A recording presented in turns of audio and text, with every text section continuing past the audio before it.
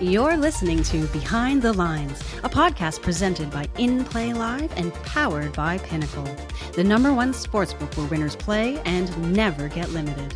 Go to pinnacle.com/InPlayLive to sign up and get in the game. Shane, I've cracked 85. You've ran them up significantly.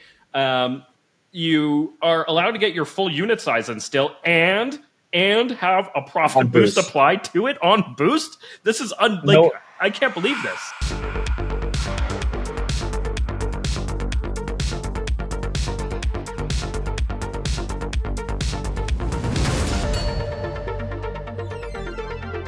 Welcome in. It's Behind the Lines, powered by Pinnacle, purifying the sports betting industry. I'm your host, Shane Mercer. That guy over there, Andrew Pace. On today's show, DraftKings VIP Program in the hot seat with receipts.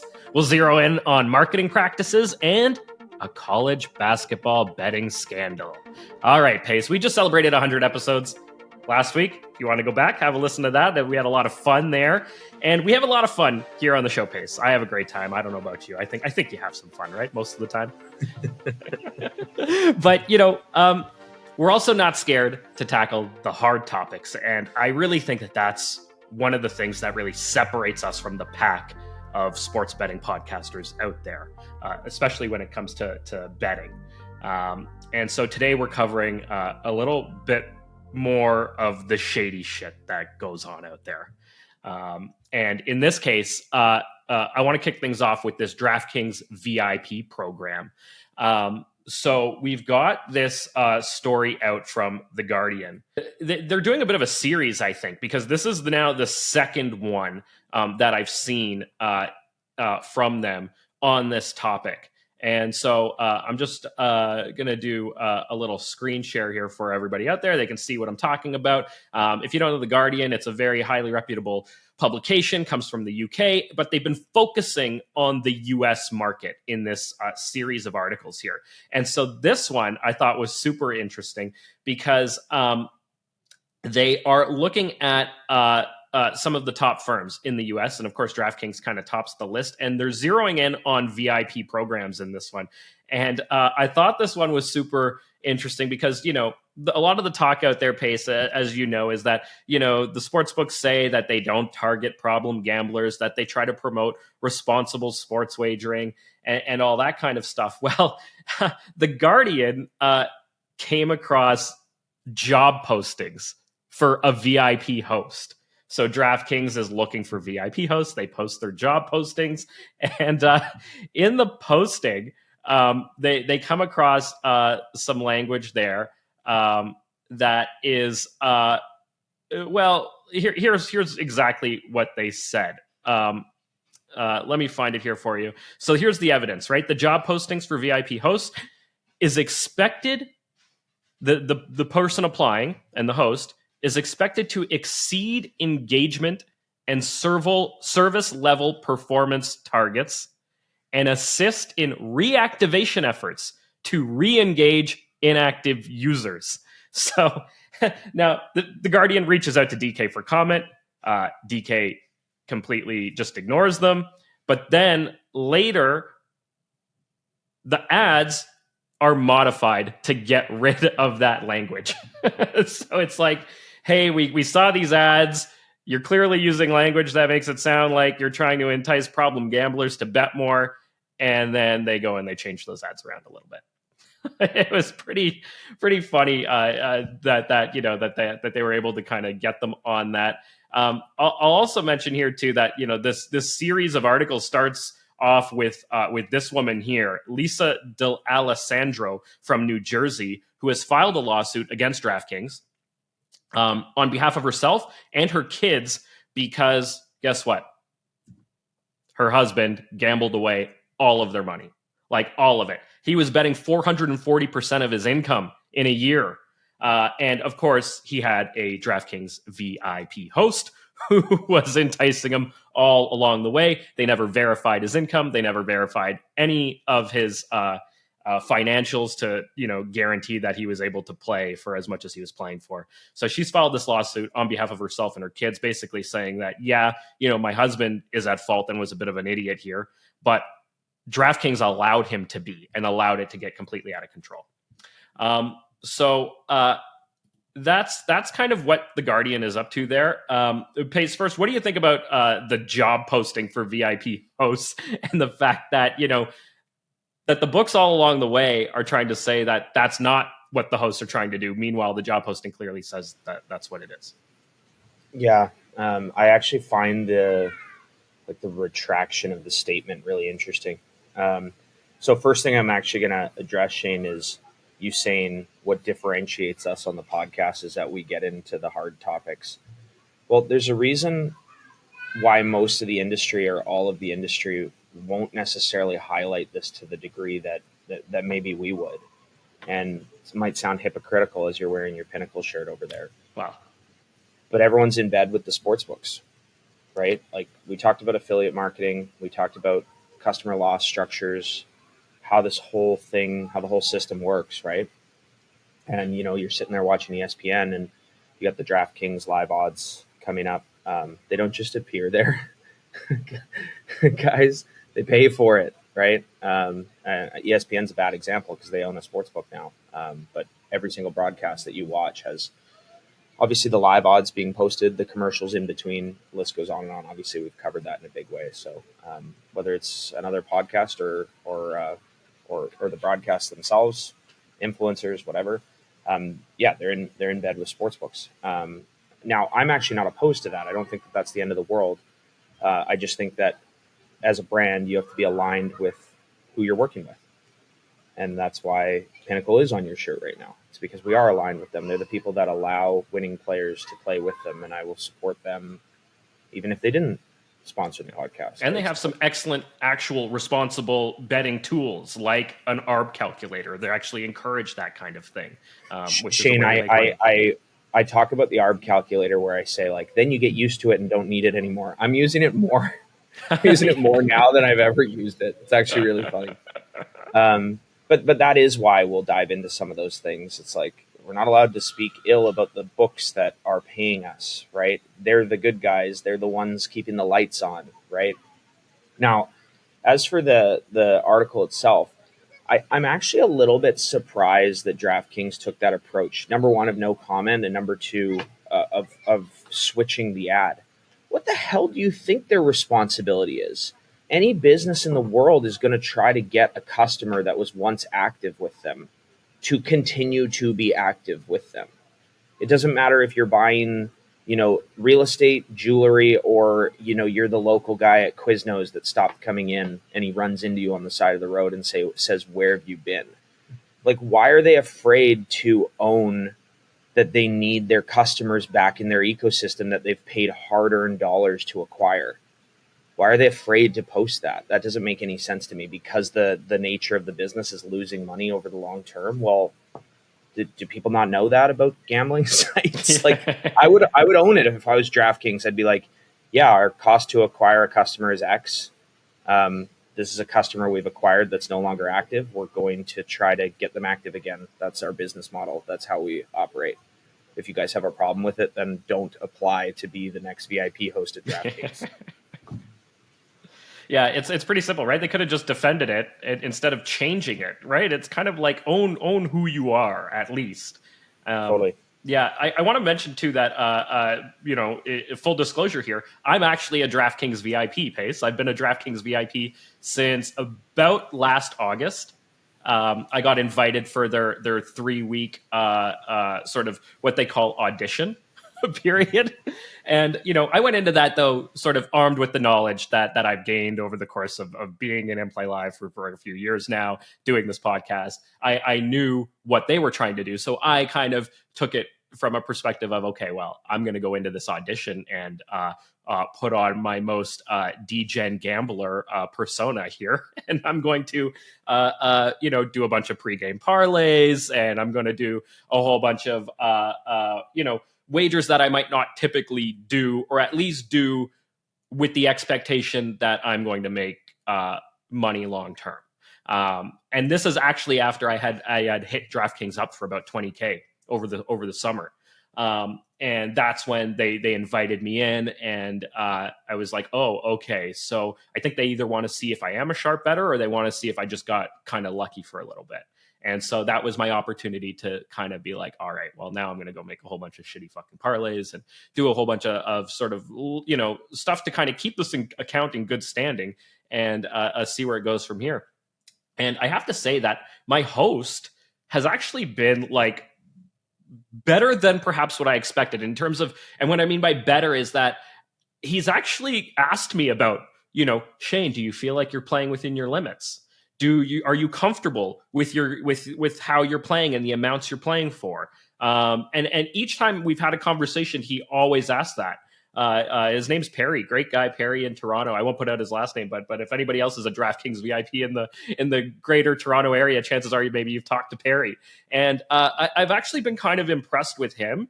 Of course, they've given me all sorts of bonuses and stuff like that along the way for my birthday. Things like that. But it's been generally a pretty sort of positive experience overall. Now, again, though, I am armed with the knowledge I need to navigate that kind of a relationship, which maybe not everybody out there is. But I have to say, in fairness to at least my DraftKings VIP host, I feel like he's done at least the bare minimum when it comes to responsible gambling and ensuring that I'm not going to lose a small fortune. I'm actually really happy you shared that. That's it's actually nice to hear. It's like we're reading another article. Ooh, the big bad sports books, and certainly we've been people that do the same. But it's refreshing to hear that sort of effort was put in place by the company and actually executed by your VIP host. Shane, I have a question for you. Yeah. Do your Threads followers know that you're a VIP at DraftKings? You know what? I don't think I brought it up yet on Threads. Maybe I should. Boy. You think I should? That's going to really give you some street cred. Oh, yeah? Yeah, I probably would. So, I don't know. Shane, I want to clarify here. So you told me you won $20,000 and then became a DraftKings VIP? Yeah, okay. Yeah. I cleaned them out. I don't know. I did solid work over the course of the summer, and it was towards the end of the summer that they had invited me in. So this is what's interesting, and there's going to be certainly some of our listeners that are going to be like, "Geez, I lost $5,000 and got my account limited. Shane won $20,000, got VIP." So we've talked about this a little bit before, but these sports books remind me of Elizabeth Holmes, where all the different divisions don't know what's going on behind the doors of each individual section of the company. And I think the practice as a whole in the sports betting landscape is just, it's laughable, quite honestly. So you got these VIP hosts that are focused specifically on volume and getting your money into the ecosystem, and they have absolutely no clue that you've been limited, what your profits or losses are. They congratulate you when you've won. They get you another bonus. They might send you some money on your birthday, like you mentioned. Yep. And meanwhile, you might not even have an active account with them anymore because, the communication lines between the different departments are so skewed that they don't even realize that they don't want you playing there. The company has taken a stance that they don't want you playing there anymore. And the VIP host is sitting there just trying to do his job and continue to engage and build relationships with you and keep you playing. And meanwhile, you can't, right? So in this example, Shane, I like that you said that you know how to navigate that relationship. Well, we've touched on this so many times in the last few weeks, but generate your VIP status and keep it if that account is of value to you by using a reputable site that isn't going to limit you to move your money out of, especially with a site like DraftKings, where if you do have big winnings over there and the money doesn't filter over to, say, Pinnacle, you will get your money. You might get limited still, but at least you go, okay, there's no sweat or stress about the money going to the one side, especially if you're getting good bonuses, right? Because that really helps pay for any VIG when you're moving the money from book A to book B, right? No, big time. Yeah. You get all those profit boosts, all kinds of bonuses, and that can help a ton. And a lot of it is sort of focused on sort of parlays, like I'll get an extra boost for parlaying so many legs or whatever. So you can definitely take advantage of it based with some of the things that we talked about before, where it's like, you do a 2-leg parlay on one side, and then you do the other combinations on the other book on the other side, a lot of sort of ways to go about it. But yeah, it's been great. I know we've had some people too in our Discord community kind of talk about this as well, and bring up the fact like, oh, I got an invite. Do I take it or do I not? When I mean an invite to participate. For DK, they do a 3-week trial where somebody's actually monitoring your account. And it's like, oh, should I do it? But will I get limited? And I know people who have said that they did get limited after their 3-week trial. But I think the point that I'm trying to make here is that 3-week trial was a very important time to show them that you're not a good sports bettor.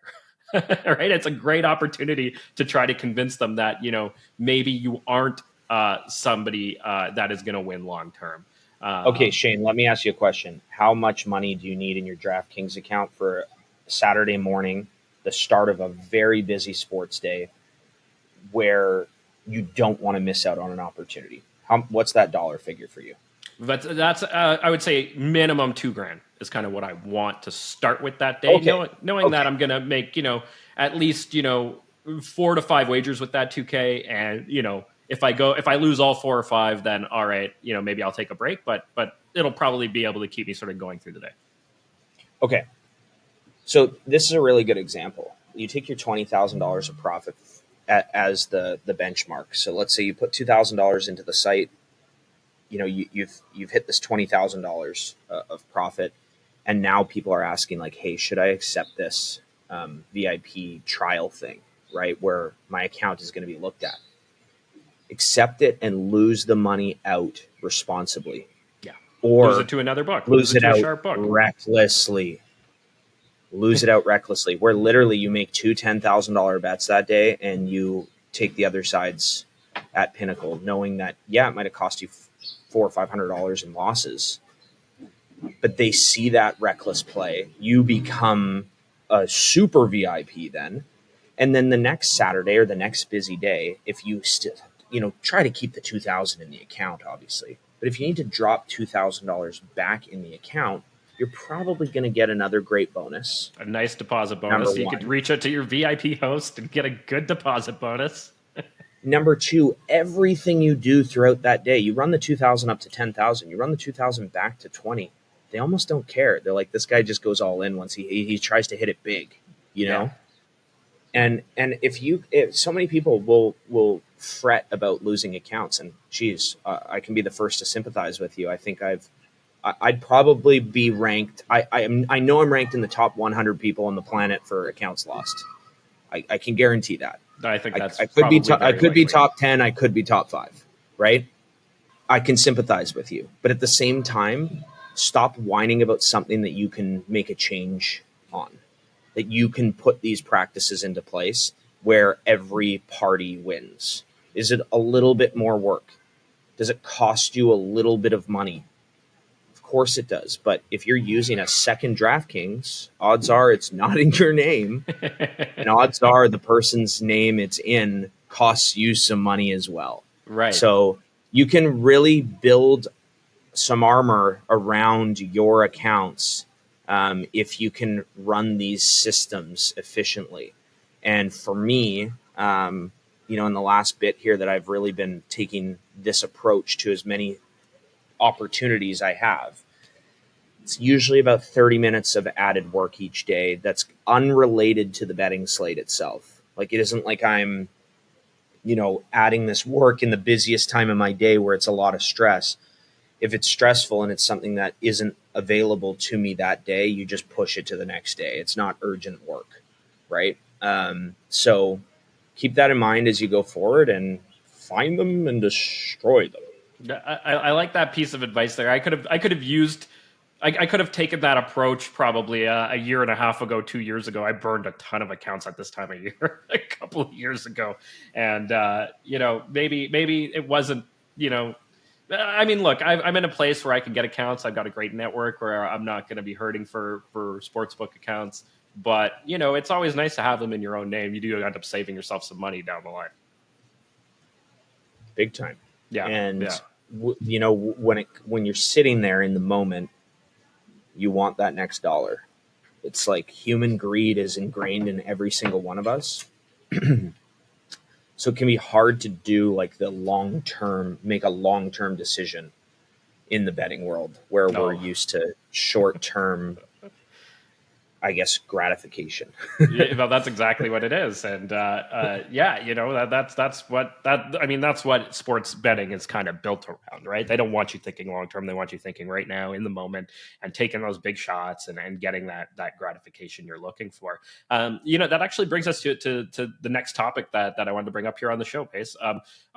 Article out in the Globe and Mail. For all of the Canadian audience, you'll know what that is. But for our American listeners out there, the Globe and Mail is one of our premier news publications in Canada. And we have a op-ed in there out this past week from a guy named Timothy DeWurst. And he's a professor and senior research fellow in marketing and public policy at the University of Guelph. And so he's authored this op-ed. It's titled, "Is it responsible for sports betting firms to target thrill seekers?" And I didn't realize this before, but he talks about people that another psychologist sort of did a bunch of research on and sort of deemed as sensation seekers. And it's a personality trait, known to predict the likelihood of gambling and betting. And people who might be more prone to it are these sort of sensation seekers. And these are people sort of described as people who get bored easily. They're always looking for some kind of thrill. They don't like monotony. They don't like routine. They like things to be different and change and new and that sort of thing. They're sort of fall into this category of sensation seekers.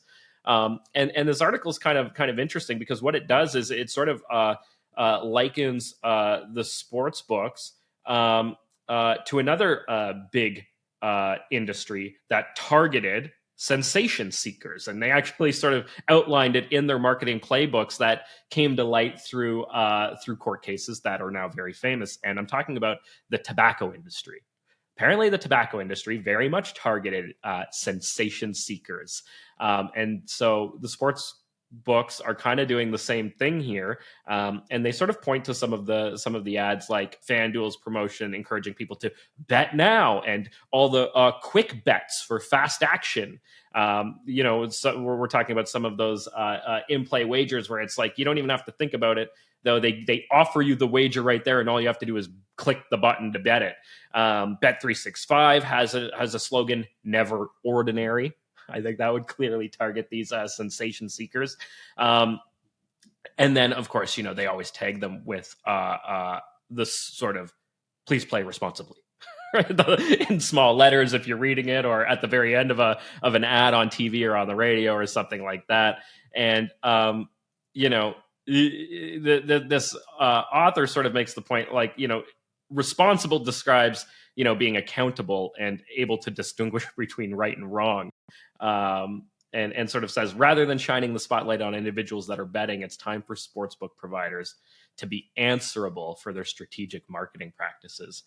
Pace, we began this whole podcast, this show, early on talking about the ads and how they target people and that kind of thing. But it's sort of interesting to sort of see the fact that they're pulling their marketing playbook right from big tobacco. Yeah, I guess obviously there's some validity to that. But some of the things you just said, I just think to myself, like, are we this stupid as a population that this type of marketing works? Bet365, "Never Ordinary." And I'm like, sweet, that's me. I'm in. I don't know. Seems a little soft to me. I find like both articles you brought up, it's almost kind of funny. It's like the big bad sports books are marketing. The big bad sports books VIP host needs to contact players that haven't played in a while. It's like, do you go down to the liquor store and go, "How dare you sell this bottle of vodka to this consenting adult?" Like, it's unbelievable, honestly. I think the marketing practices, you have a fiduciary responsibility of your company to put forth the best marketing you possibly can. As a sports bettor myself, I want the bets to be placed as quickly as possible. That's somehow a bad thing? I don't know. It just seems strange to me. There was one of those quick bets available on BetVictor last week.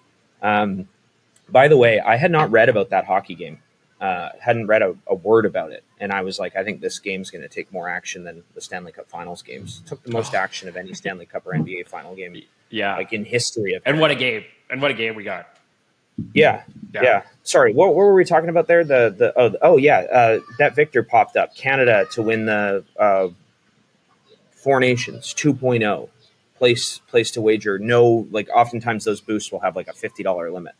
I got my money in, and I got my money down on. You got your money. You got your full amount in with the boost, no issue.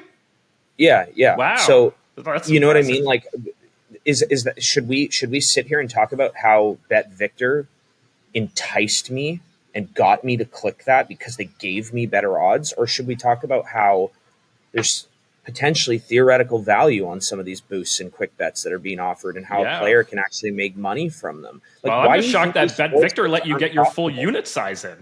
I'm thinking like we should be talking about that. It's still the same account. I'm baffled. Wow. Yeah, it's we've talked about my this account offline, haven't we? I think we did a little bit, yeah. But you're still it's unbelievable. Like it's You've still got this Bet Victor account. Okay, so we're on it. You've still got this Bet Victor account running. They're allowing you to bet. Shane, I've cracked 85. You've ran them up significantly. You are allowed to get your full unit size in still, and have a profit boost applied to it on boost. This is I can't believe this. And withdrawn half the balance. And you did a withdrawal already. I got to that point where I was like, something's not right here. I got to start pulling a little money out. Something feels wrong. Right. Paid out that day. And that day? Yeah. And the full withdraw amount, like, did you pull like whatever their max withdrawal is? Like, I don't know. Usually it's like 9,000. Four of them. Four of them. Yeah. And yeah. Crazy. Unbelievable. Wow. Bet Victor. Truly unbelievable. I wish Bet Victor treated me that way. I never got treated that way by Bet Victor. Yeah. Well, I mean, you can slip through the cracks sometimes when you take some of these methods that we talked about previously here on the show. But anyways, yeah, like, am I supposed to fault that sportsbook for giving me better odds? And we're all, so they're bad if they have a high vig. They're bad if they boost the bets. They're bad if we can place them quickly. They're bad if they give you a bonus and entice you to play again. And what other reason are they bad this time? I don't know. But you know what I mean? It's like, at what point does the onus of this actually fall back on the player? This podcast has been pro player, but these articles are grasping at straws to continue to make the industry look as poor as it possibly can. And I don't know. I don't stand for it. Stand against it. Yeah, it's I think we get a lot of people out there who are looking at sports betting now because it is so big, right? It's massive, right? Like,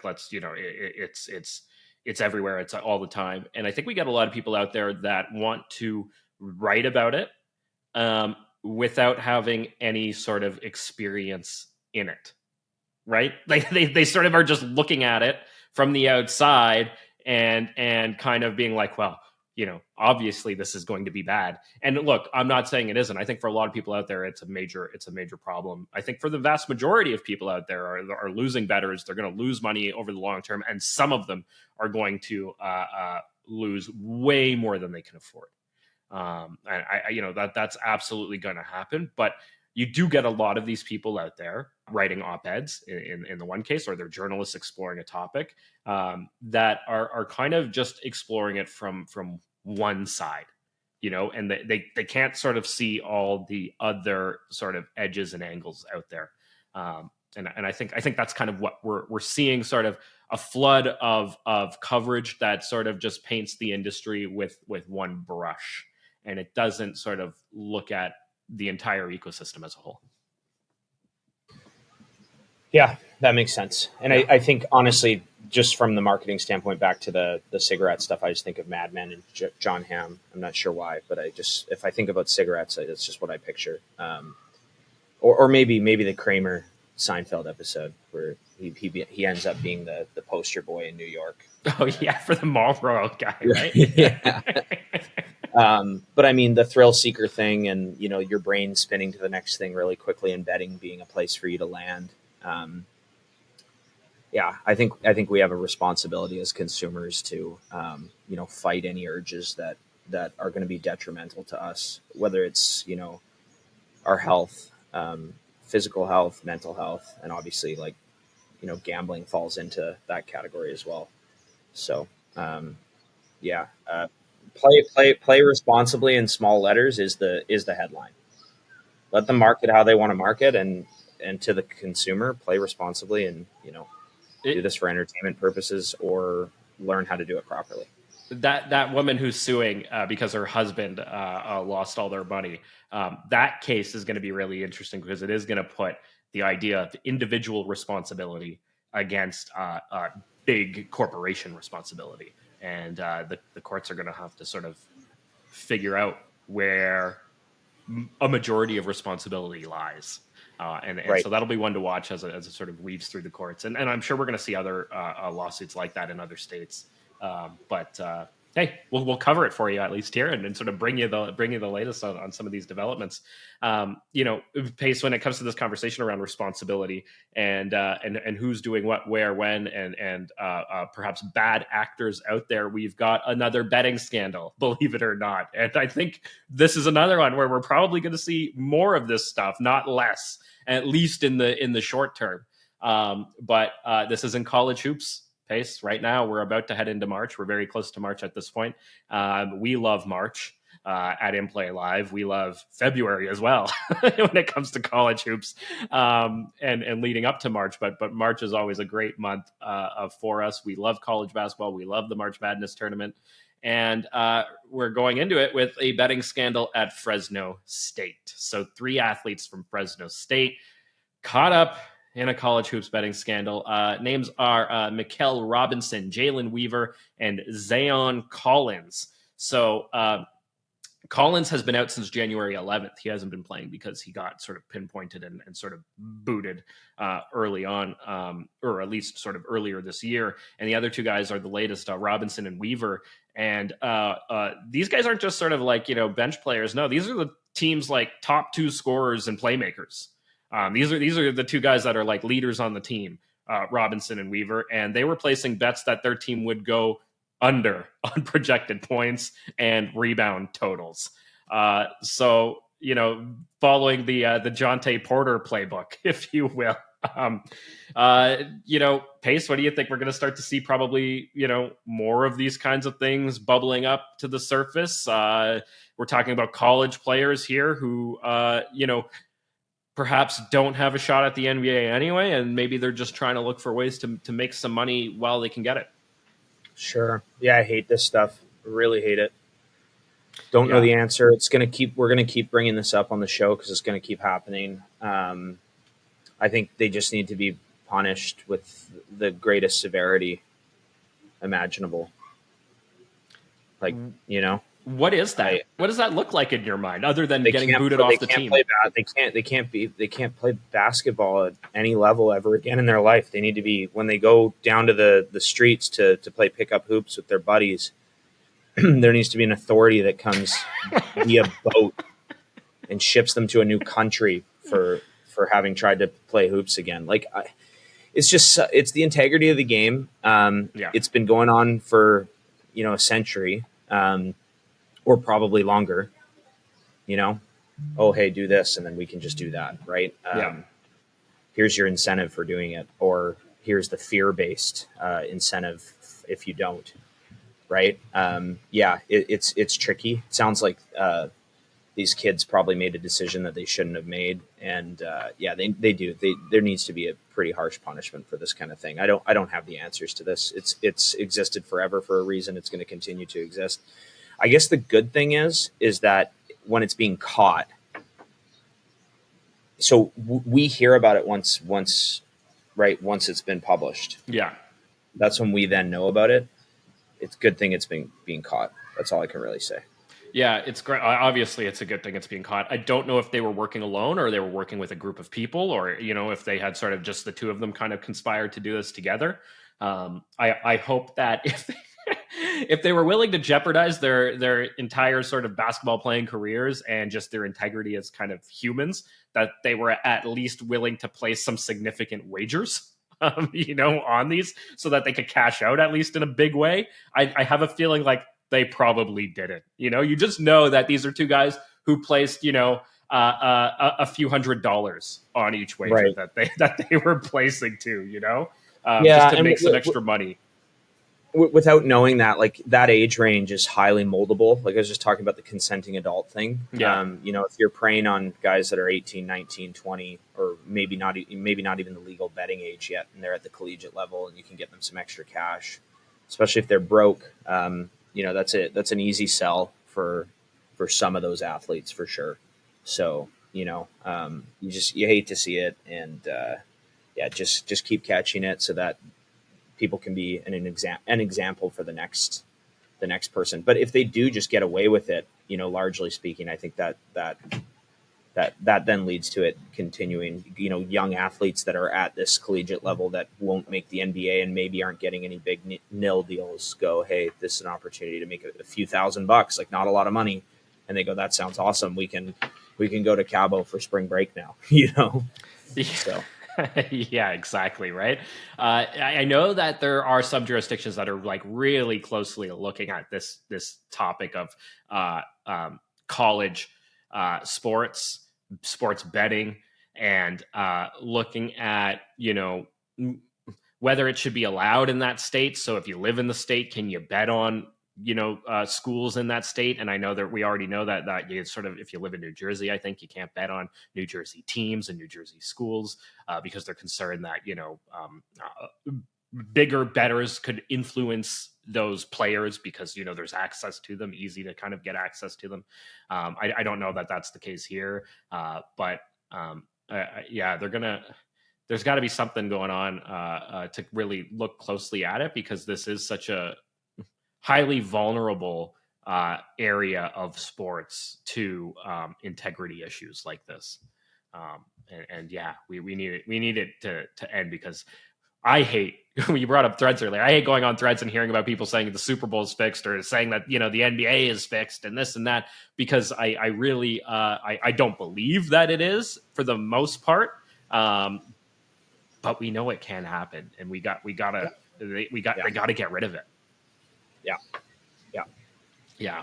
So anyway, I guess we'll keep monitoring and see what else happens out there. I wouldn't be surprised if we see a few more of these stories, Pace, and in towards the end of March, when March Madness is in full swing, we're going to hear some more stories and from other schools and that kind of thing. It wouldn't shock me one bit. I hope it's not the case, and more importantly, I hope we don't lose any money because of it. Yeah, agreed. I don't think most of this stuff affects what we do. No. And that's one of the things that's nice about what we do is if you suspected something and saw it in real time, that would be a reason to pass, a reason to stay away, or a reason to take with more confidence if that were the case. But I personally have seen only a handful of games. That CFL game this last summer was the number one I've ever watched. But I remember where you go, something isn't right. The motivations that are so obvious here are now not aligned to the way that I assumed they would be. And as a result, I think there could be something, kind of fishy going on here. But aside from, but mostly speaking, or aside from that, it doesn't really affect a lot of the live betting stuff that we do. No. We are heading into March, and since we're on the topic of college basketball, and it is such a big part of what we do, Pace, before we say goodbye to everybody, is there any sort of bit of tips when it comes to betting college basketball that you might want to share with our audience out there? I'm thinking about the people who maybe are newer to In Play Live, if they're within the community or if they're not within the community and they're wondering what it is that we do live. Is there anything that you want to share with them about how we look at college basketball? Yeah, so first thing I'm going to address has nothing to do with college basketball. It actually has to do with the In Play Live community. A couple of weeks ago, we made a pricing change. We got a comment on our last podcast about someone that was upset about our pricing changes that we had made. So I'll ask you this question, Shane. Do you want someone to join In Play Live for 1 month and then leave? I would say no. I don't think that benefits anyone in the community. I don't think it benefits that person either. Yeah, agreed. So we made a decision to move to annual pricing, strictly not for the reason to sell more, because we'll sell less. I was going to say But you probably will strictly sell less on an annual pricing sort of model. Yeah. Yeah, strictly to protect the community that we've built. And now when you go over to our website and you see that, there's a couple things. The first is there is a financing option, and depending on where you are, that financing can be interest free. If someone is concerned about the interest payments, we have spoken as a team. We would refund those interest payments if there is any financing that does have interest associated with it for that person. But we made that change because of the fact that people that come in for 1 month don't benefit themselves or the community when they do come in. So as we lead into March and college basketball, people will be like, "Oh, I'm going to join for March Madness." I understand that, and don't get me wrong. I could just be like, "Hey, I'm happy to take his money for the month." It just doesn't help the next Shane Mercer that comes into our community for the right reasons to have this guy come in to more or less, whether it's exploiting strategies or exploiting the community or exploiting themselves, thinking they're going to get rich quick. It doesn't benefit anyone. On that note, as we head into March, for me, Shane, honestly, like this is kind of when the college basketball season starts. Hey, wait a minute. Hold on. You've already been betting college basketball, and you've actually been done really well with it, Pace, when you have bet Not it. really. You have bet it, though. Yeah, I bet it. I haven't bet it. Okay, all right. You haven't tackled it. This is when the season starts for me. Now, is it a make or break thing for me on the year? Like, absolutely not. And I think some people, maybe yourself included, Shane, it's like your bread and butter. Yeah. It never has been my bread and butter. There's certainly 2 seasons that I can look back on and go, wow, this was a real bankroll boost, a real profit boost like I hadn't seen before this time of year. Awesome stuff. But at the same time, when I flip back to those times, the college basketball season started now for me then too. So this is when it starts for me. Buckle up. Motivations, aside from Fresno and Temple, are not in debate. Teams are playing to win. Tournament season's upon us. First tournament starts this Sunday. So, it's just an exciting time. You obviously want to play responsibly. A lot of our listeners know what it is that we're doing, or to an extent know what it is that we're doing this time of year. Don't bend because of the time of year. Don't bend because you feel like I'm supposed to be betting a lot of college basketball right now. I'm not getting the numbers I hoped. I'm going to take it anyways. Like, just don't do that stuff. Just stay in your lane, pick your spots, have fun. And again, like, if you told me college basketball never existed again for my betting career, I personally wouldn't care at all. I don't love it the way I love the NHL. I just don't. So, that's me. That might not be you, but just stay in your lane, stay disciplined, stay focused. And in the moment is always different. The execution is always different than the theory.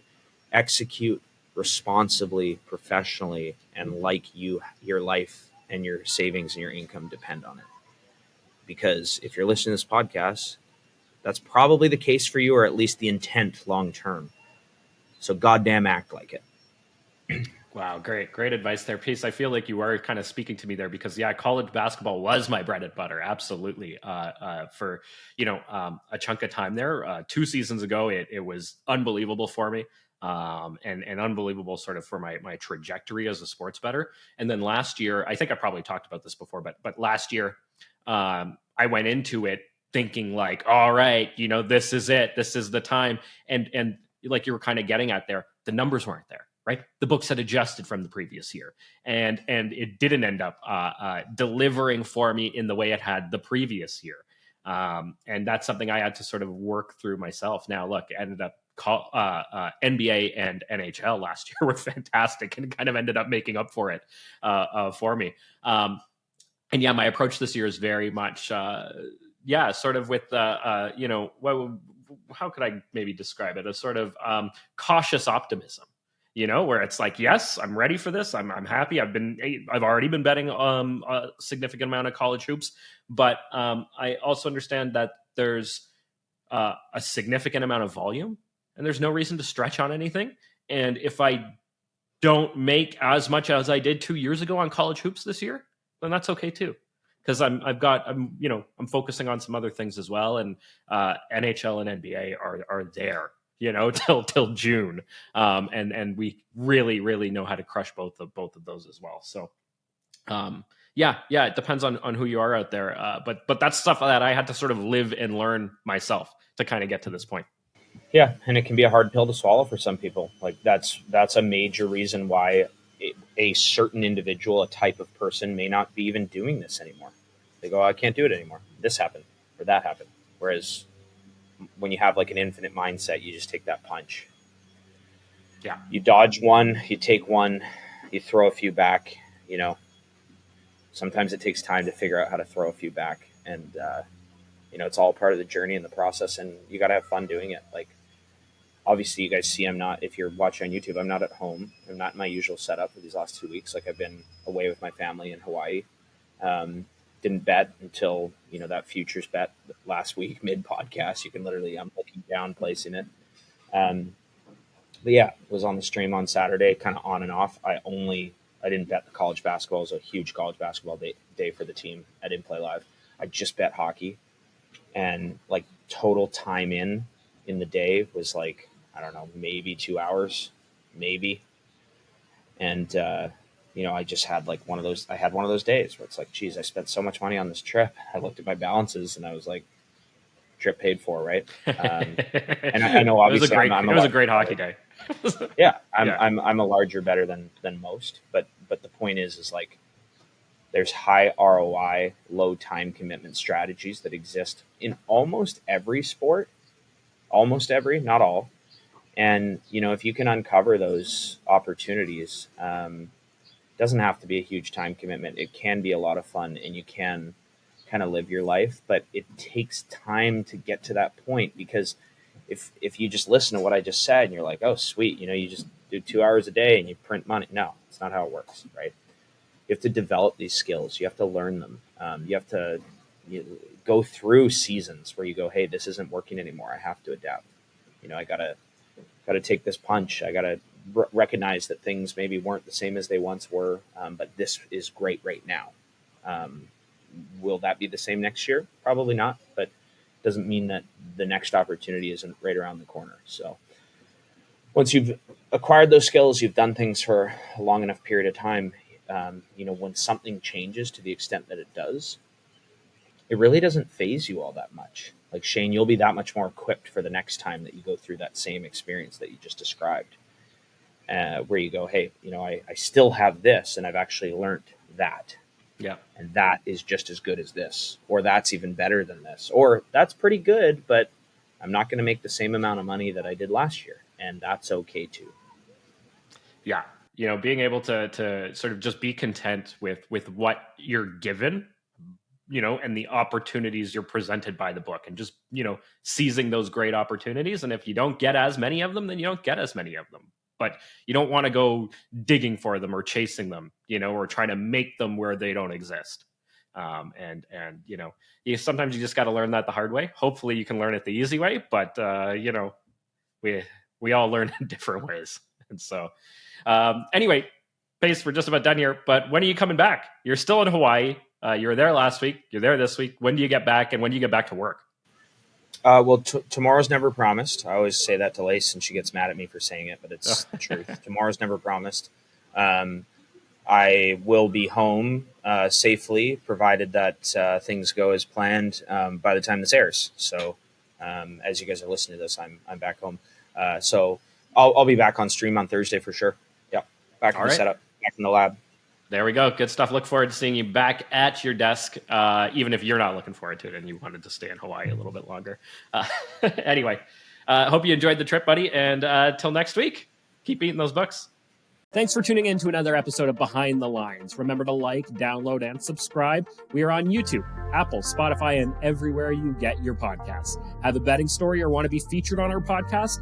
Drop a note in the comments below. And if you want to join In Play Live, use promo code Behind the Lines.